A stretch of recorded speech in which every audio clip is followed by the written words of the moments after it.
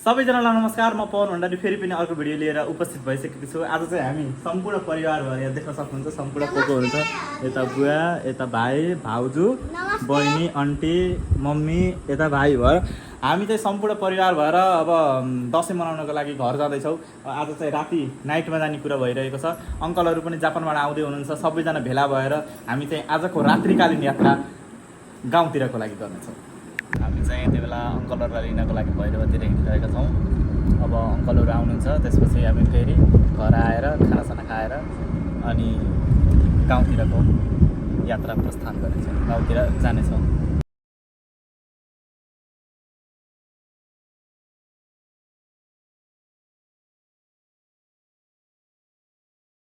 हामी चाहिँ यति बेला भैरवाको एयरपोर्टमा आइसकेका छौँ। भैरवाको एयरपोर्ट यस्तो छ, तपाईँहरू देख्न सक्नुहुन्छ। पहिले पनि देख्नुभयो होला देख्न त। अब अझै आएन अङ्कलहरूको प्लेन अझै आएन। अब आएपछि बल्ल भेटघाट हुन्छ। कति बजी आउने हो? 7:30मा झर्छ भनेको, 7:30 बजिसक्यो। प्लेन झर्दैन। भर्खर झरेछ एउटा त करायो त। साथीहरू, प्लेन क्यान्सल भयो। हामी त अब रित्तै फर्किनुपर्ने अवस्था आयो। अङ्कलहरूमै अब एयरपोर्टमै हुनुहुन्छ अनि प्लेन क्यान्सल भनिदिएपछि अब कुनै पनि प्लेन नआउने भयो। हामी रित्तै फर्क्यौँ, अङ्कलहरूमै हुनुहुन्छ। अब भोलि बिहान 6:30 बजीको प्लेन भनेको के अरे। अब भोलि आइन्छ कि आइँदैन त पनि थाहा छैन। अब भिडियो फेरि कन्टिन्यू हुन्छ कि त पनि थाहा छैन। त्यही पनि हेर्नु होला। म जसरी पनि भिडियो इन्डिङ गर्छु। साथीहरू, प्लेन क्यान्सल भएर हामी चाहिँ भर्खर घर आएका छौँ। अब आज चाहिँ प्लेन क्यान्सल भयो। भोलि बिहान 6 बजे उड्छ भन्ने कुरो छ। उड्छ कि फ्लाइट हुन्छ भन्ने कुरो छ 6 बजेको। अब 6 बजे पनि हुन्छ कि हुँदैन थाहा छैन। हामी चाहिँ भोलि बिहान सायद अङ्कललाई लिन जान्छौँ होला। अहिलेलाई चाहिँ नाइटमा पाहाड जाने भनेको कुरा चाहिँ क्यान्सल भयो। प्लेनै क्यान्सल भएपछि हामी पाहाड जाने कुरा त्यसै पनि क्यान्सल भयो। त्यस कारणले आज चाहिँ गुड नाइट। भोलि बिहान उठेर फेरि भिडियो बनाउँला। Good morning from Manigram. यति बेला चाहिँ भर्खर उज्यालो भएको छ। अङ्कलहरू पनि ठ्याक्कै काठमाडौँबाट उडेर भैरव आउनुभयो अरे भर्खर। हामी चाहिँ लिन जानु परेन। अहिले यहीँ आउनुहुन्छ अङ्कलहरू। त्यसपछि अङ्कलहरूसँग भेट गराउँछु मैले तपाईँहरूलाई। अङ्कलहरू भर्खर आउनुभएको छ। अब आइ त बाहिर आउँदै पनि ल मलाई चिताएको पुग्नुहोस्, राम्रो होस्। यसो पनि हो ल, यो पनि गरौँ न। के भयो त? ल ल आन्टी ल बाबा उठ ल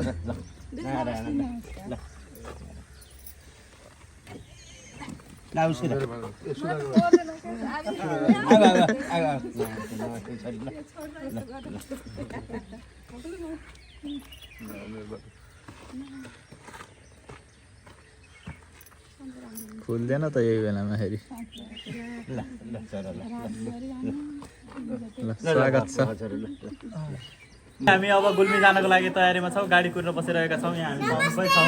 यहाँ यता भाइहरू, यता बहिनीहरू, आन्टीहरू सबैजना हुन्छ। अब चाहिँ हामी यहाँबाट गुल्मीको लागि प्रस्थान हुन्छौँ। हाम्रो गाडी पनि आयो। अब चाहिँ हामी यही गाडीमा सरर गुल्मी गइन्छ।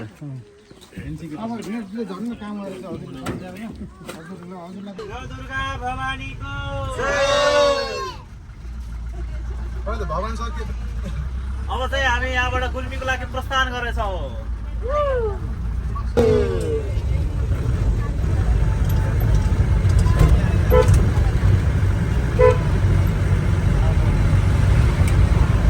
सुरङ मार्ग होइन?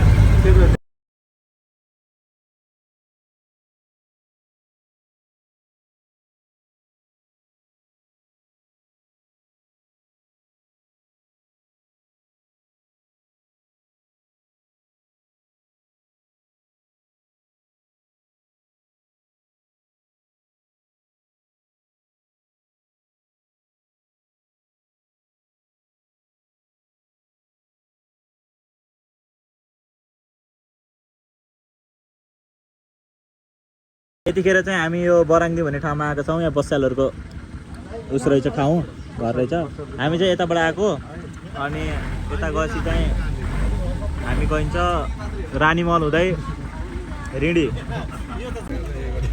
हामी चाहिँ यस्तै रहेछौँ यहाँ भाइ म। गालै छैन के गीत गाउने मायाले चिने पनि जाने पनि तकस लाउने मायाले रानी महल की जय भयो न हामी चाहिँ रानी महल हुँदै रिडी हुँदै अब गुल्मीको यात्रा गर्नेछौँ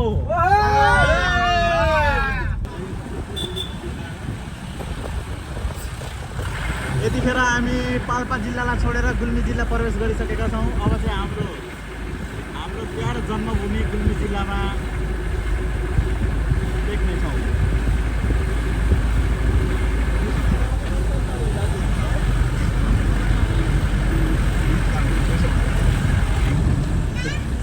रुरु क्षेत्र कि जय हामी चाहिँ यतिखेर घर आउन लागेका थियौँ यहाँ चाहिँ बाटो यस्तो खतम रहेछ अनि माथि जान मिलेन त्यसपछि यहीँ सामान झारिदिनु भयो अनि हामी अब यहीँबाट हिँड्दै हिँड्दै माथि जान्छौँ हामी यहाँ अल्पत्र परेको कारण हाम्रा यी वीरबहादुर दुईजना दाइहरू आउनुभएको छ हामीलाई यहाँ उद्धार गर्नको लागि हाम्रो सामान यहाँ अल्पत्र छ दुईजना जेन्जीहरू चाहिँ बाइकमा हामीलाई लिन आउनुभएको छ जय जेन्जी हामीलाई लिने गाडी आएको छ ठ्याक्कै अब यही गाडीमा बसेर जान्छौँ यो गाडी चाहिँ जान्छ होला सायद हालिरहेको गाडी हो हामी नगए पनि सामान जान्छ हामी त हिँड्दै पनि जान्छ हामीलाई यहाँ जेन्जीहरूले ल हेर्नु सब झोला कैदीका झोलाहरू राखेर जस्तै राख्नुभएको छ नक्खु कारागारबाट भागेका कैदी सबै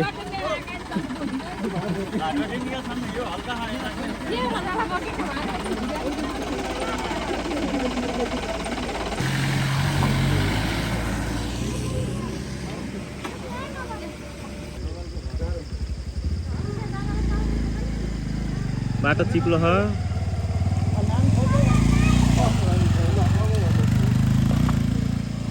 बाटो रहेछ र पो गाडी नआएको रहेछ भन्ने कुरो बुझ्यो यहाँ चिप्लो रहेछ क्या डोजर ल्याएर सफा गरेको अरे अझ यो बाटो एउटा लोटे पनि कन्टेन्ट बन्थ्यो नि कोही लोटेन लिपेर रेडी भएछ यहाँ त्यो चाहिँ हाम्रो कान्छो हजुरबाको घर मस्त अदुवा रहेछ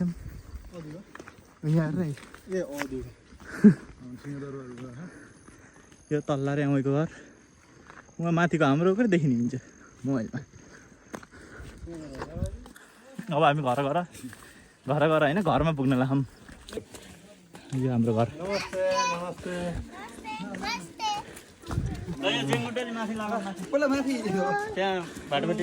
बोक्न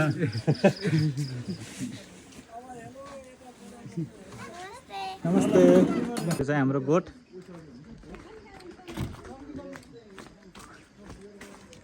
यहाँ के छ हेरौँ है त ए दसैँ यहाँ रहेछ हजुरबा हजुरआमा यता पनि नै छ हजुरआमा यता हजुरबाले यता 95 वर्ष घुमेर पनि यहाँ सिधै हुनुहुन्छ है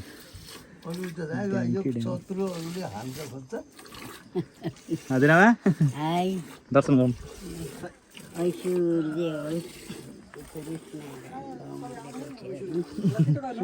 जामिनु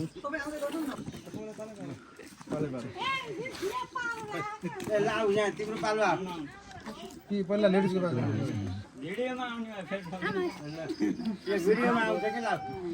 भिडियोको लागि कन्टेन्ट ल अब दाइ हो मल्मी चाहिँ ल आयुष्मान ल आमा यता फेरि छुट्टै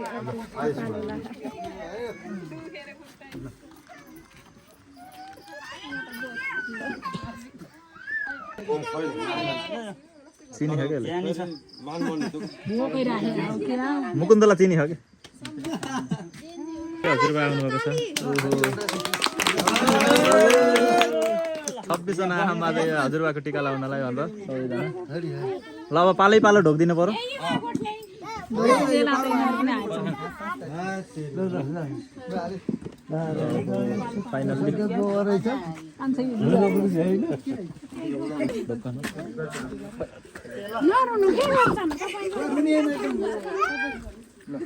बा हल्का इमोसनल भएको अवस्था भिडभाड छ यहाँ। हामी 26 जनाको टोली हजुर हजुरआमाको हातको टिका लाउनु भनेर बुटोलबाट आएका छौँ। देख्न सक्नुहुन्छ कति छौँ भनेर यहाँ। सबैजनालाई मैले क्याप्चर गर्न सकेको छैन।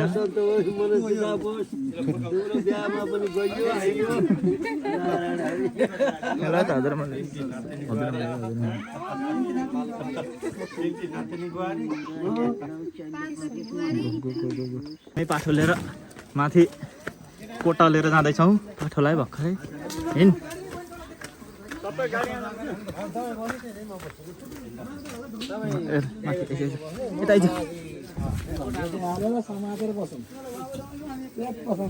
हामी चाहिँ अब पाठो लिएर जुनियाकोट जाँदैछौँ सबै भाइहरू भएर। अगाडि गाडीमा चाहिँ बुवाहरू बस्नु भयो, अङ्कलहरू बस्नु भयो। हामी चाहिँ अब यताबाट जुनियाकोट जाँदैछौँ। हामी जेन्जी कुल देउता कि ल अब हामी चाहिँ यहाँबाट जान्छौँ अगाडि।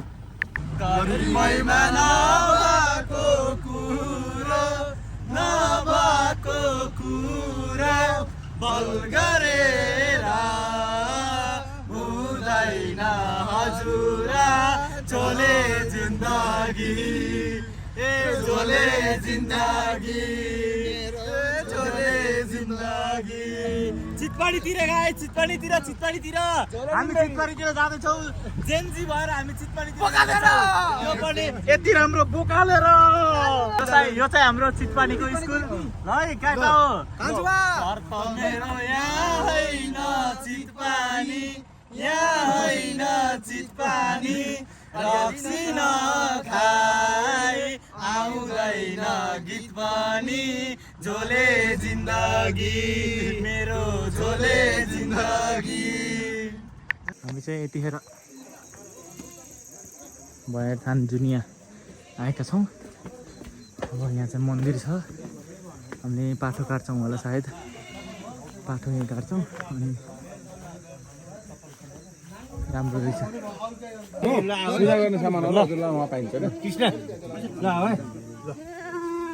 हामी चाहिँ अब बोकालाई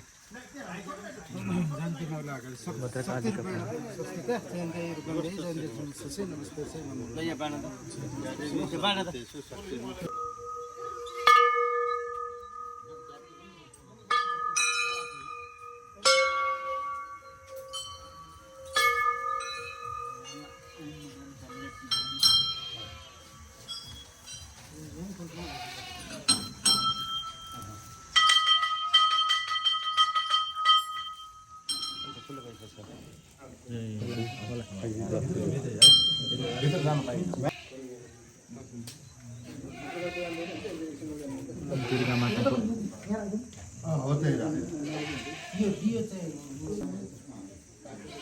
मन्दिर दाहिने परिक्रमा गर्दैछौँ हामी।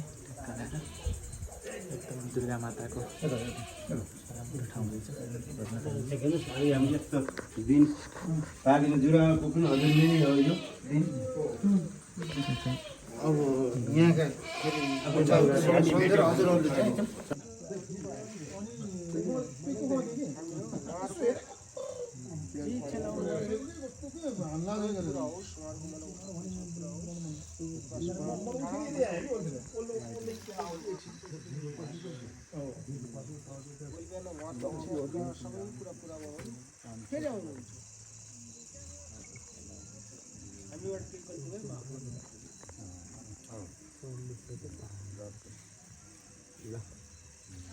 भर्खर जुनियाकोट भयरथान मन्दिरमा पाठो काटेर आइसकेका छौँ। अब यो पाठो चाहिँ घर लगेर बनाएर बल्ल खाने कार्यक्रम हुन्छ। एकदमै रातिसम्म पनि यहाँ बस्नु हुने रहेछ पाठो काट्नको लागि। सुविधा दिनुभयो त्यसको लागि धेरै धेरै धन्यवाद। अब चाहिँ हामी यहाँबाट करिब 1 घन्टाको यात्रा गरेर घर जान्छौँ। त्यसपछि बल्ल अगाडिको कार्यक्रमहरू अगाडि बढ्छौँ। यति बेला घर आइसकेका छौँ। करिब 1 घन्टाको यात्रापछि 8:33 घर आछौँ। केही पनि खाएन बिहानदेखि। अब बल्ल खाने हो। चाहिँ हाम्रो भाउजूले भाँडा माज्दै हुनुहुन्छ ट्याक्क लगाएर। कस्तो अनुभव हुँदैछ त गाउँमा आएर भाँडा माज्दा भाउजू? ढाड सड्किसक्यो। यता हेरौँ। अहिले चाहिँ रातिको 11 बजेर 11 मिनटमा हामीले चाहिँ खाना खाँदैछौँ। देवीको प्रसाद र भात अचार। यहाँ हाम्रो ट्विनकोटे ग्याङ हुनुहुन्छ, यता चाहिँ एक स्टेप माथिका अङ्कल। अब चाहिँ हामी यो खानासाना खाएर विश्राम गर्छौँ, त्यसपछि भोलि टिका लाउँछौँ। आजको लागि भिडियो यतितिर अन्त्य गर्दछु। भिडियो हेरिदिनु भएकोमा धेरै धेरै धन्यवाद। आगामी दिनमा राम्रो राम्रो भिडियो लिएर पक्कै पनि उपस्थित हुनेछु। त्यतिन्जेलसम्मको लागि बिदा दिनु होला। हस् नमस्ते।